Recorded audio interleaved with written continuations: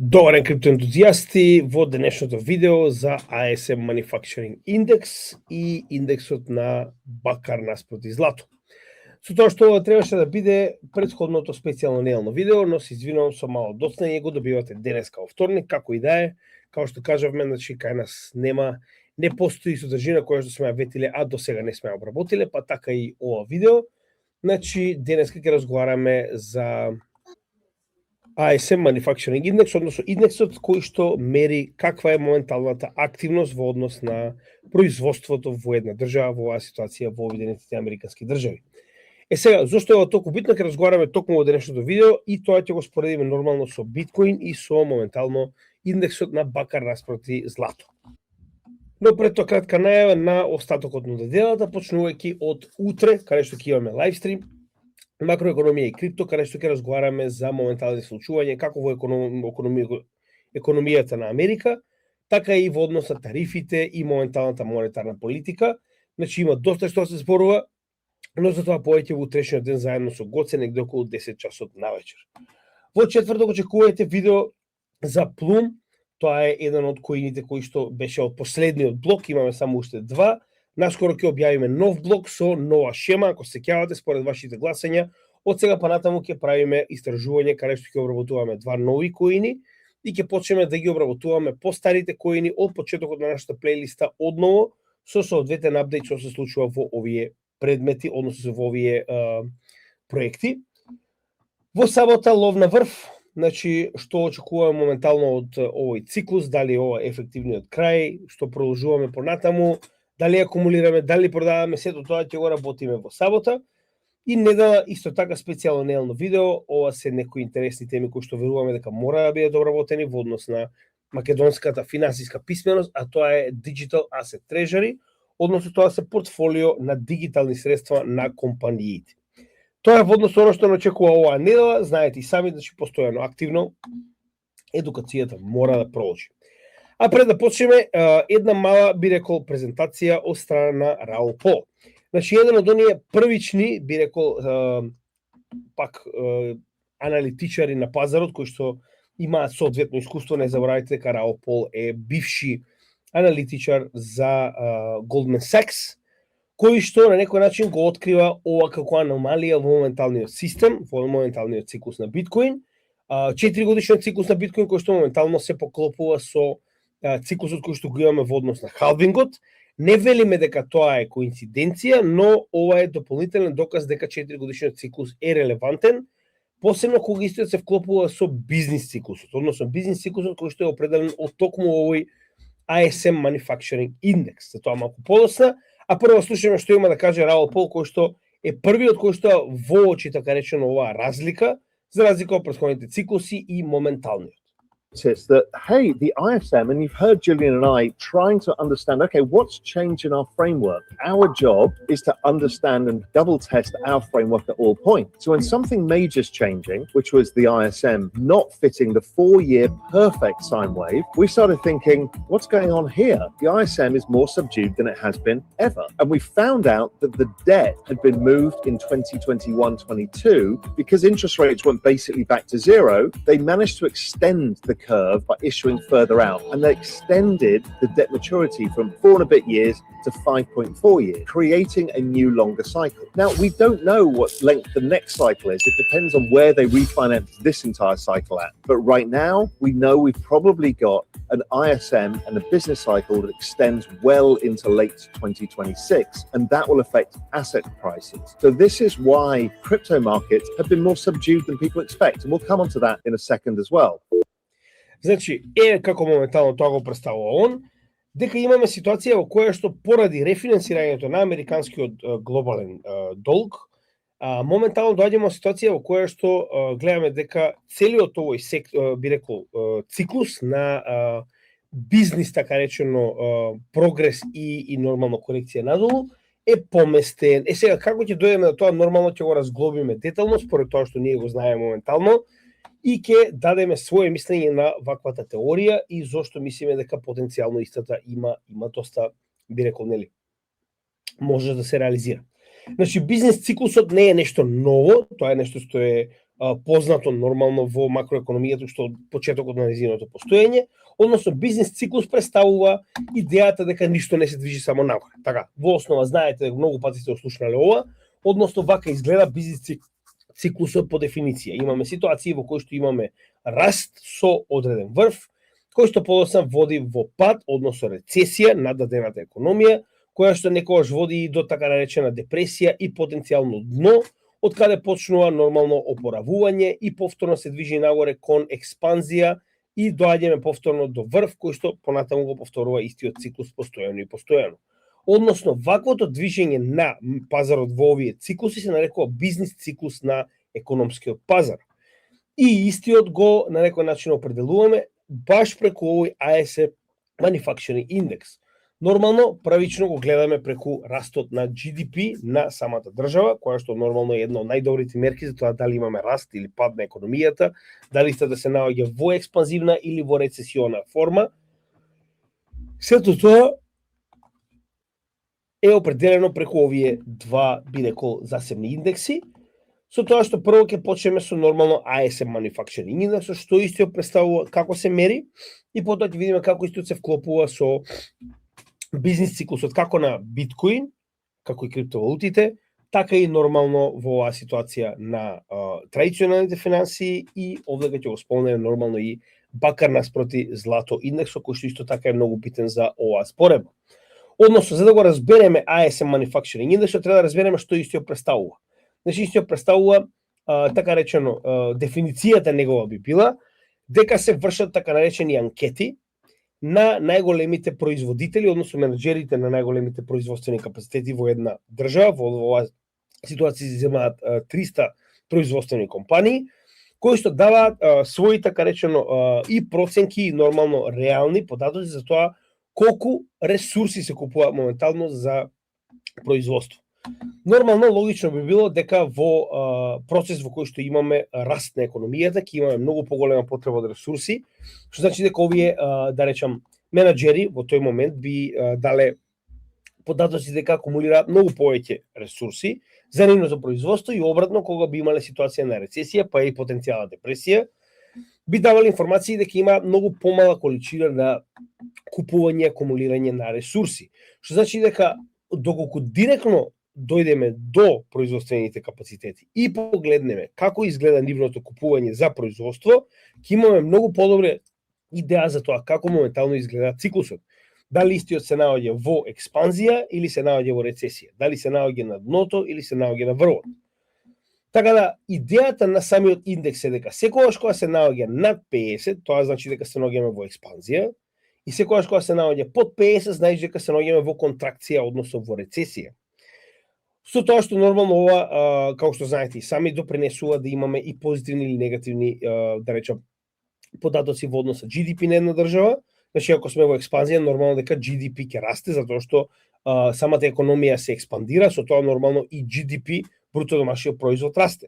И обратно, кога истиот се намалува, нормално дека очекуваме дека и така речено купувањето во овие индекси на ресурси од овие менеджери е се помало и на тој начин нормално дека и производството е помало, а со тоа и самиот раст на економијата на една држава. И сега тоа што Раул Пол го објасни на неговото видео е дека за разлика од претходните циклуси кои што можеме да видиме дека налекуваат на перфектна синапса, без разлика за тоа каде сме утврдиле врв или дно на овој ISM индекс, можеме да видиме дека истото без разлика колку бил врвот или дното, биле постигнувани точно на 4 годишен циклус. Односно 2016 до 2020 дно, 2018 врв, 2022 врв, така. И тоа нормално ова е почнувајќи од 2007-2008 година нааму. А знаеме дека и почетокот на биткоин е токму дното кое што е постигнато во 2007-2008 година, кој што понатаму го поставува така наречено 4 годишниот циклус. Сега, зошто е сето ова толку битно? Значи, ние успеавме да го поставиме тоа слично на неговата синапса, која што можеме да видиме овдека. Поставено е кај нас, каде што ги ставивме овие вредности, за да видиме како се споредува. Сега, нормално треба да видиме како овој ISM Manufacturing Index, кој што ни покажува каква е моментално состојбата во производството во економијата на Америка, се однесува во однос на напредокот на биткоин. Така, И овдека со испрекинати линии исто така го ставивме и бакар наспроти злато индексот. Зошто? Како што имаме раст на индексот на производство, така ќе имаме и раст на цената на бакарот. Зошто? Цената на бакарот представува една од најпотребните, односно еден од најпотребните материјали, метали во индустријата. Колку повеќе расте производството во било која индустрија, нормално дека ќе расте и конзумцијата на бакар. Колку повеќе се конзумира бакар, толку повеќе неговата цена ќе расте наспроти златото. И тоа можеме да го тврдиме овдека дека исто така се совпаѓа. Односно, првиот, како што можеме да видиме, првото официјално дно на овој циклус кој што моментално го следиме, е во 2007-2008 година, а тоа е нормално, знаеме и сами, не случајно, и колапсот на банките во Америка, најголемата финансиска криза во поновата индустрија, во поновата историја, се извинувам. Што можеме да забележиме после тоа? Од ова потенцијално дно кое што е постигнато, почнува повторна експанзија, односно како расте и почнува да расте самата економија, така добиваме што? Раст на ASM индексот, кој што е представен со ова, би рекол, во различни бои линија. Значи, оваа линија овдека што гледате е уствари ASM индексот. Колку се наоѓа подлабоко, толку е по, така речено, зелен, колку е повисоко, толку е по-црвен. Со тоа што, само секунда, овдека ова е на бакарот, да не е случајно пробашите, значи бакарот е практично тој што е со зелена и црвена боја, кога се движи нагоре, кога е екстремно висок, практично ни покажува дека истиот е во многу висока цена наспроти златото, односно прави outperformance на златото. Така да, значи првата линија што гледате овдека е ASM индексот, втората линија што гледате овдека е бакарот наспроти златото и третата линија е уствари цената на биткоин. Со тоа што може да забележиме? Во моменти кога сме достигнувале така речено максимална вредност, како што е во 2013 година, имаме што? Имаме врв на биткоин, имаме највисока вредност на ASM индексот и имаме највисока вредност на бакар наспроти злато. Што подоцна предизвикува што? Почеток на bear market. Значи, буквално после 2013, почетокот на 2014, почнува ефективен bear market за сите овие индекси и средства. Односно, можеме да видиме дека дури и дното оприлика е слично за сите овие средства, каде што да речем дното на биткоин постигнато негде околу август 2015, малку подоцна гледаме дека тоа го се случило и со бакар и негде во исто време оприлика и со ASM индексот. Во обратна ситуација, повторно следниот врв ASM индексот го достигнува на 2017 година, односно точно 4 години од декември 2013 во декември 2017 година, во исто време кога и самиот биткоин прави нов врв во 2017 година декември. Во исто време гледаме дека и бакарот во тоа време има најдобар перформанс наспроти златото. И повторно се случува што? Bear market, како за ASM, така за бакарот, така и за биткоин. И последниот bull market во 2021 година, каде што имаме повторно, имаме највисока вредност на биткоин негде во ноември-декември 2021.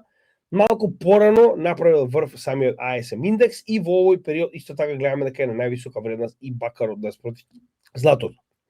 Значи дека горе-доле отприлика имаме ист моментум на правење на дно и на врв на овие индекси, средства и нормално криптовалути. Сега, што е овдека интересно? Интересно е дека ваквата корелација престанува да постои токму сега во овој циклус во 2025 година. Зошто? Ако ние сме добиле максимална вредност на биткоин во декември 2021 година, тоа значи дека очекуваме дека истата ќе ја добиеме и негде во декември 2026 година, тоест петата година, се извинувам, почеток на 2026, што по правило би требало да представува и дека бакарот би бил на највисока вредност наспроти златото во овој циклус од 4 години, како и ASM би бил на некоја екстремно голема вредност. Со оглед на фактот дека гледаме дека ASM секогаш кога се наоѓа на апсолутна вредност е негде околу црвена линија, така, а кога се наоѓа на ниски вредности се наоѓа во зелена линија. И оваа средна линија што гледате овдека 50 е уствари кога се наоѓа во бул, а кога се наоѓа во bear, кога се наоѓа во експанзија, а кога се наоѓа во рецесија, така. Тоа што можеме да видиме дека ние во овој циклус, наспроти претходните, каде што ние веќе сме биле ефективно во една година бул пред да дојдеме до крајот, значи во една година бул пред да дојдеме до крајот, ние овдека никогаш во овој циклус не сме испаднале над 50 поени. Што значи дека ефективно во овој циклус manufacturing индексот никогаш не влегол во експанзија.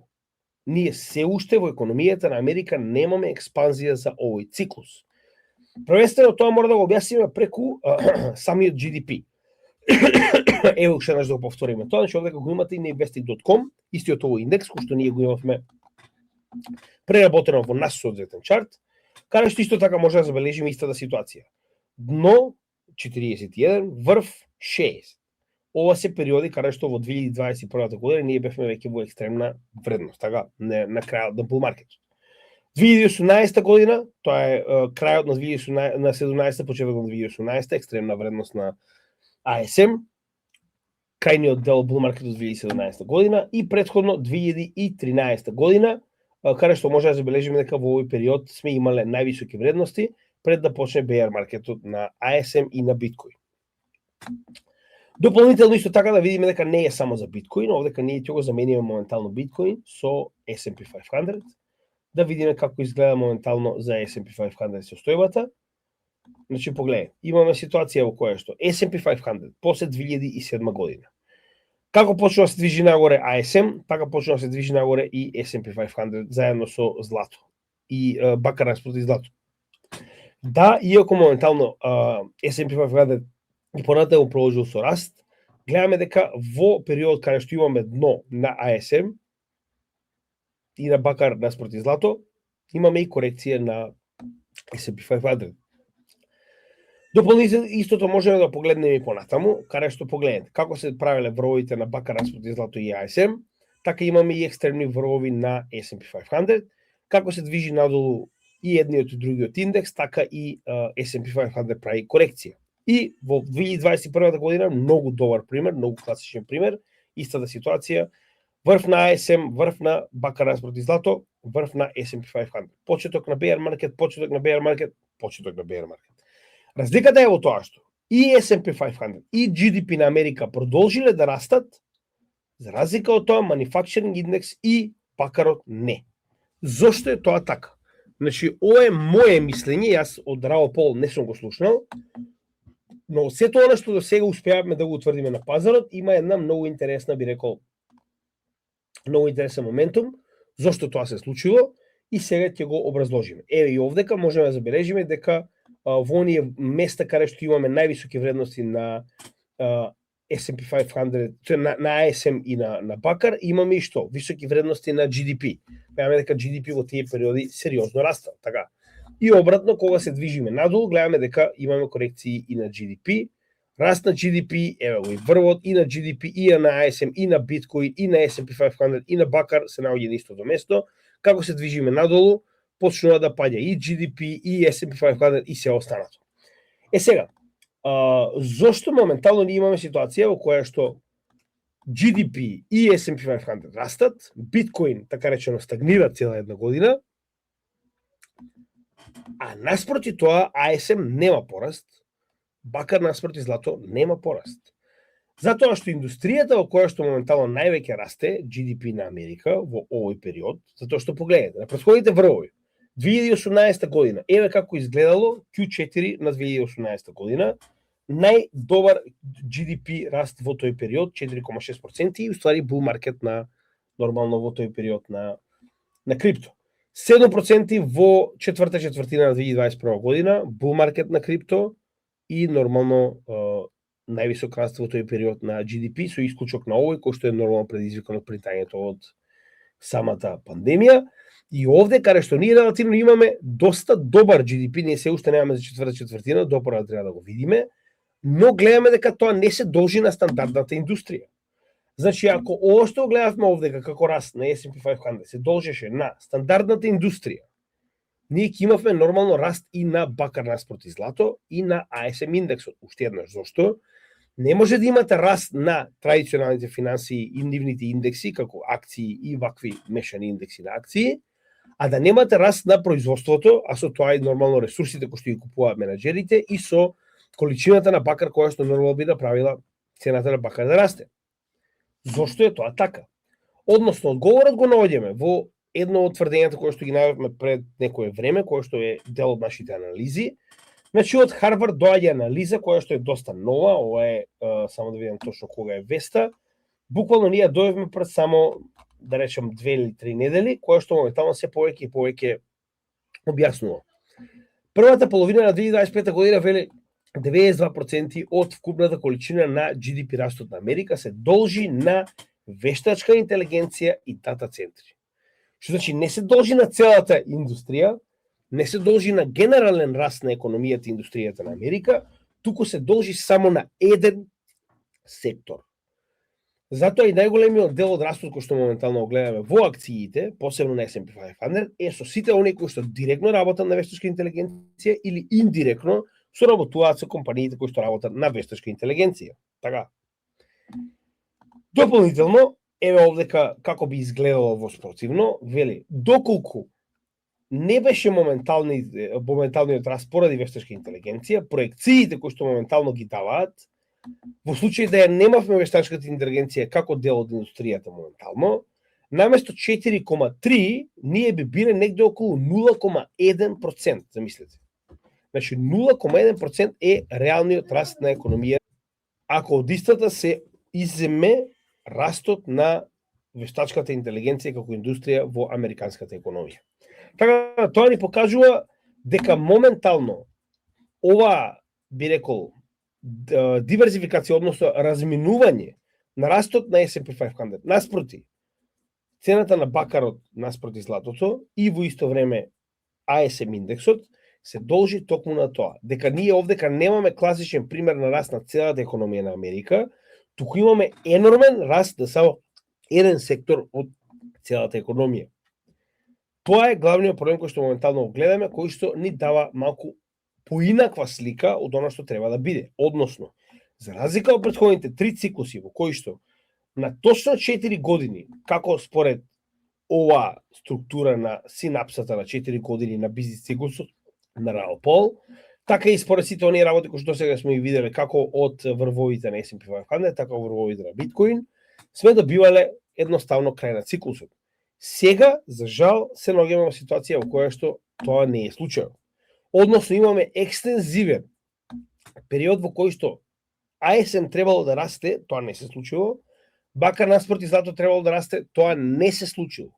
Што значи дека се очекува во 2026 година конечно овој индекс да почне да расте. И истото важи и за бакар наспроти злато, а тоа да донесе нова ликвидност на пазарот, која што во одредена количина би се влеала како во биткоин, така и во алткоин сектор, односно во целиот крипто сектор. Сега, тоа што Раул Пол го тврдеше, дека голем дел од ова, би рекол, дислокација на моменталниот циклус за дополнителна една година се должи на враќањето на долгот на Америка. Односно, покрај фактот дека ние имаме стандардни циклуси на раст на економијата на Америка, имаме и дополнителен податок кој што доаѓа во оваа ситуација директно од нивниот Сенат, значи ова како што може видите овдека е страна на Сенатот на Америка, која што води сметка за националниот долг на оваа држава. Зошто е ова толку битно? Кажувањата на Раул Пол мене ме потикнаа да најдам корелација на ова што моментално се случува во економијата на Америка со поврзаноста на врвовите на циклусите како на биткоин, така на S&P 500, така на ASM, така на бакар наспроти злато. Што можеме да забележиме? Периодот пред да дојдеме до 2013 година, бул маркетот, е период во кој што сме достигнале максимален долг на владата на Америка во негде 2009 година декември, кој што бил скоро 9 милиарди долари, тоест не е 9, тоа е 9 трилиони долари, се извинувам, и од тој период државата почнала да ги оплаќа овие средства. Како го намалува долгот на самата држава? Сега, добро, ова е генерално на дневно ниво, значи не заборавајте, ова не е overall, да, ова е на дневно ниво, се извинувам. Значи, како се задолжува повеќе до 2009 година, така исто да почнува да ги оплаќа. Сега, оплаќањето на државата, на сопствениот долг, кон физички и правни лица, значи дека она вбрискува количина на пари во економијата. Што значи дека сите оние луѓе кои што претходно дале, да речам, на 3, 4, 5, 10, 30 години пари, позајмени на државата за да добијат одредена надграда, значи овдека и се вратени. Така, што значи дека сите оние луѓе кои што ги добиле овие пари назад, очигледно дел од нив инвестирале како во производство, така во акции, така во крипто, и затоа што можеме да забележиме? Дека како се движи надолу овој долг на Америка, што значи дека се повеќе и повеќе пари државата враќа на физичките и правните лица од кои што позајмила, така истите овие пари до врвот на 2013 година ги реинвестирале во се и се што предизвикало раст на економијата, предизвикало раст на цената на бакар наспроти злато, раст на биткоин, раст на S&P 500, значи ваквото враќање на пари од државата назад предизвикало инвестирање на оваа ликвидност во самите финансии. Следниот дел, а тоа е 2017-2018 година, погледнете. Значи, државата акумулирала долг до негде 2016 година. Како екстремно го враќа долгот назад, така ние доаѓаме до периодот на 2017-2018 година, каде што исто. Како државата вбрискува количина на пари назад за да врати на, така речено, своите граѓани, така ние повторно имаме ситуација во која што во 2017-2018 имаме раст на ASM, бакар наспроти злато, биткоин, S&P 500 и така натаму. Значи дека овие пари ги внесуваат во економијата. И последниот дел кој што одека е многу јасен е овде, каде што можеме да видиме дека екстремно голем долг акумулирала до декември 2020 година, кој што потоа со екстремно големо принтање на пари го враќа назад. И затоа ние имавме одличен бул маркет во 2021 година, каде што јавно можеме да видиме како овие средства се враќаат назад, значи државата ги враќа овие средства на физички и правни лица и можеме да видиме како тоа се одвива токму во 2021 година, а нормално 2021 година беше што? Беше последниот циклус на висок ASM, висок S&P 500, цена на биткоин и бакар наспроти злато. Што значи дека и од вооднос на долгот точно можеме да го видиме тој момент. Сега каде е одека проблемот? Проблемот е што ние, наместо да имаме враќање во моментот каде што се наоѓаме во 2025 година, ние имаме дополнително заложување. Зошто е тоа така? Ја верувам дека ова е поврзано со високите каматни стапки на Федералната резерва, каде што Федералната резерва одби да и помогне на Америка со намалување на каматните стапки и со позајмување на средства, односно quantitative easing. Ние во целиот период на 2025 година се наоѓаме во што? Во quantitative tightening, што јасно овдека се гледа дека државата морала да се задолжува кај физички и правни лица наспроти раздолжување што сме го имале во 2021, раздолжување што сме го имале во 2017, раздолжување што сме го имале во целиот овој период до 2013 година. Затоа, ова што моментално Раул Паул го зборува, е дека оваа година, каде што ние требаше да имаме раст на ASM и бакар наспроти злато, ние тоа го немавме. Односно, ние имаме стагнација на ASM, дополнителен пад на бакар наспроти злато и стагнација на биткоин. Единствено, S&P 500 направи скок поради вештачката интелигенција која што е дел од овој индекс. Што значи дека историски гледано, ова што го објасни Раул Паул за последниве, да речем, 20 години, кога го постои овој циклус, ова би била причината поради која што немавме стандарден циклус како досега, поради која што истиот тврди дека биткоин циклусот е потенцијално скршен и дека во следната година ќе го имаме период на враќање на средства од американската влада кон приватни физички лица, правни физички лица кои што нормално ќе допринесе за влез на овие лица на пазарот со капиталот кој што им е вратен. А како го знаеме тоа? Исто така од оваа страна која што моментално ја презентираме, подолу може да најдете еден податок, вели од септември 2025 година па до септември 2026 година, само да го најдам точно, се извинам. Во значи ова е од моментот кога е направен, кога е апдейтиран, а апдейтиран е на 5 декември 2025 година. Значи ова е последниот апдейт кој што е направен на оваа страна на Сенатот, вели вака. Во следната година, значи до следниот 5 декември, американската држава, како владата нејзина практично, треба да врати 33% од вкупната количина на долгот кој што го поседува назад на физички и правни лица од кои што го држи.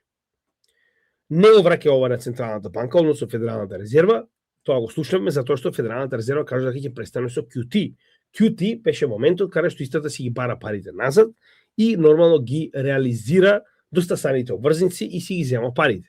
Со оглед на фактот дека QT е завршен, овие 33% кои што моментално американската влада ги должи, вкупниот долг од 38 трилиони моментално, се негде околу 12-13 трилиони, кои што треба ефективно да ги врати во текот на 2026 година, кои што нормално ќе предизвикаат QE, затоа што иначе немаат како да ги вратат, а ваквото враќање ќе предизвика тоа што го зборуваше Рао Пол, односно ќе предизвика пад на моменталниот долг на Америка на дневно ниво надолу, затоа што ги враќаат овие средства на физички и правни лица, а тоа потенцијално ќе предизвика раст на ASM индексот, затоа што сите овие пари потенцијално ќе бидат внесени во индустриските капацитети на Америка, што ќе предизвика купување од страна на менаџерите на ресурси заради растот на индексот и зголемување на GDP растот на Америка, што нормално како се движат овие купување на ресурси, така ќе имаме се поголемо купување на пакет, кој што исто така ќе оследи растот на ASM, а според Рао Пол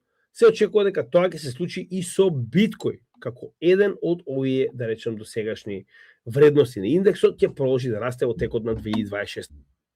Тоа е теоријата која што Рао Пол моментално се обидува да објасни на, би рекол, пошироката јавност и очекуваме дека ќе се реализира во текот на 2026 година. Дали ќе се реализира останува да видиме, но моментално според оно што го гледаме како реалистични, значи индекси, зборувам индекси кои што ги користи целата индустрија моментално на пазарот, има голема веројатност дека оваа дискрепенција што ја гледаме овдека ќе се реализира во текот на 2026 година наспроти досегашните циклуси од 4 години, односно ќе го екстендира бизнис циклусот, а со тоа и биткоин циклусот. И ако тоа се случи, тогаш ќе имаме ефективно прекратување на теоријата на 4 годишен циклус на биткоин, иако халвингот и понатаму ќе остане да биде релевантен фактор. Ако ние во текот на 2026 година добиеме нов all-time high на биткоин, ефективно добиваме кршење на теоријата на 4 годишен циклус. Дали тоа ќе случи, останува да видиме заедно. Една од причините поради кои што ние понатаму продолжуваме да акумулираме токму тоа, така да останете и понатаму со нас во сабота, каде што ќе го надополниме ова што моментално зборувавме со генерално целата наша анализа на лов на врв и нашето портфолио. Благодарам како и секогаш на тоа што го следите нашиот канал. И за крај, доколку не сте, станете дел од нашата Patreon заедница. Тоа е форум на patreon.com, каде што ние заедно со нашите членови постојано комуницираме, се едуцираме со други, разменуваме информации. Значи, линк до Patreon заедницата може да најдете во секој од нашите видеа во дескрипција. Значи, ова мала чланарина која што моментално ни ја давате, ни помага да можеме да продолжиме да го работиме на уште по-професионален начин, да ги платиме нашите админи, да организираме настани за едукација, како што се нашите meetups и нормално конференциите. Очекувајте следни настани во текот на 2026 година. И нормално, доколку сака да видите како е да се биде дел, значи слободно дојдете 7 дена бесплатно, пробајте да видите како е да се биде дел нашата заедница, а во исто време еве како изгледаат привилегиите, значи имате пристап до така речено сите овие групи, каде што може да споделите и да најдете голема количина на информации кои што ги споделува нашата заедница. Во исто време имате директни пораки до нас кои што ние ги одговараме еднаш дневно. И не заборавајте дека исто така сите овие офлайн видеа кои што моментално ги правиме на нашиот канал, прво ги објавуваме на нашата Patreon заедница, а потоа и на нашите стандардни канали. И да не забораваме, еднаш месечно имаме посебен лайвстрим кој што е исклучиво наменет за нашата Patreon заедница, а потоа нормално истиот е емитуван и на нашите стандардни канали. И за крај, доколку некој од вас сака да го обнови вашето членство или да се зачлени на годишно ниво, тоа може да го направи со посебен попуст од 30%, кој што за жал не можеме да го возможиме во Patreon. Patreon ни дозволува максимум 20%. Доколку ни платите во крипто, на crypto@gmail.com само пишете ни која адреса ви одговара, која валута ви одговара, ние ќе ви испратиме и нормално ќе ви испратиме линк до годишно членство на нашата Patreon заедница. Очекувате наскоро да имаме и голем апдейт на каналот, значи се спремаат последните фази, имаме многу интересни работи кои што ќе бидат воведени. Веќе спомнавме дека дел од тоа е и самата телевизија која што ја спремаме на YouTube нормално и се надам дека уживате како и секогаш. Се гледаме во следното видео. Поздрав од Крипто Гемиџи.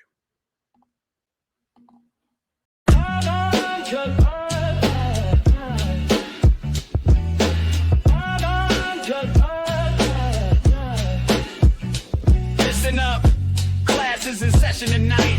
Crypto Jamizia here to guide you right. Not about the hype or the FOMO rush. It's about the research, no need to crush. Do your own research first. Read the white paper, understand the verse. Blockchain technology, decentralized and true. Not just speculation, knowledge carries you through. Crypto Jamizia, teaching you the way. Buy the dip, but never all in one day. ACA your strategy, patience is the key. Crypto Jamizia, setting knowledge free. Crypto Jamizia, teaching you the way.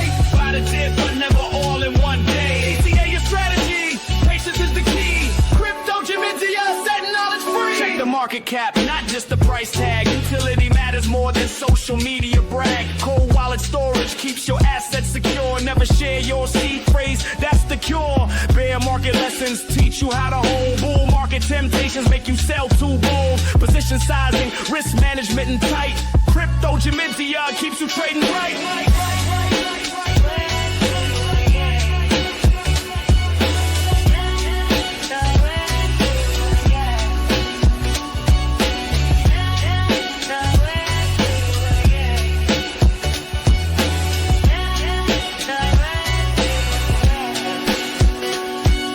From Bitcoin's genesis to altcoin seas, proof of work to proof of stake with ease. Layer 1 foundations, layer 2 scales high. Smart contracts, executing, reaching for the sky. Crypto Jamizia, your educational guide.